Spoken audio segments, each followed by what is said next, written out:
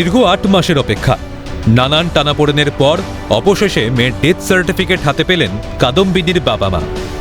বুধবার সোদপুর নাটাগড়ে নিহত তরুণী চিকিৎসকের বাড়িতে যান স্বাস্থ্য সচিব নারায়ণ স্বরূপ নিগম।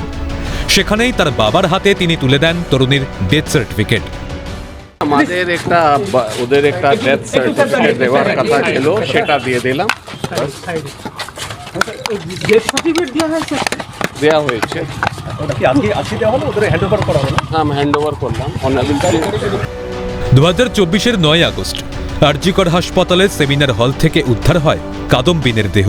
ধর্ষণ করে খুনের অভিযোগে তোলপাড় হয় রাজ্য রাজনীতি। মেয়ের সুবিচারের আশায় থেকেছেন রাজপথে, আদালতের দরজায় নেড়েছেন কড়া। সিভিক ভলেন্টিয়ার সঞ্জয় রায়কে দোষী সাব্যস্ত করে আমৃত্যু কারাদণ্ড দিয়েছে আদালত। তবে এত বড় ঘটনায় সঞ্জয় একা জড়িত নয়, তার দোষরের খোঁজে এখনও মামলা চালিয়ে নিয়ে যাচ্ছেন কাদম্বিনীর বাবা মা।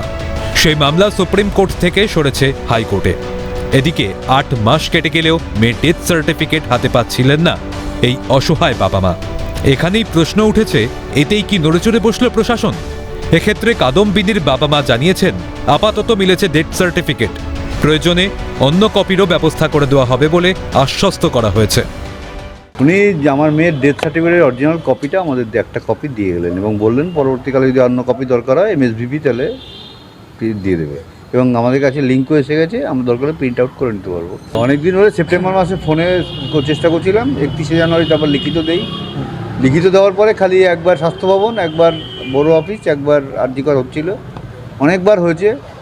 হওয়ার পরে আজকে হঠাৎ করে আমি MSVকে বলি দুপুরবেলা যে অত কষ্ট করে ডেথ সার্টিফিকেট দেওয়া দরকার নেই। আমি নিজেই ফোন করে বলি, জানতে পারি আজকে নাকি ডেথ সার্টিফিকেট দেওয়া হবে। আমি বললাম বেশি কায়দা করে আমাদের সার্টিফিকেট দিতে হবে না, আমরা ঠিক জায়গা থেকে নিয়ে নেব। সুপ্রিম কোর্ট যাওয়াতে না, কেসটা হাইকোর্টে আসাতেই আমার তো তাই জানি না, পেয়েছি, সেই জন্য সবাইকে ধন্যবাদ দেওয়াই উচিত। একমাত্র সন্তানকে হারিয়ে নীরবে চোখের জল ফেলছেন এক অসহায় বাবা মা। এখন দেখার আদালতের দরজায় কড়া নাড়ার দিন তাদের কবে শেষ হয়।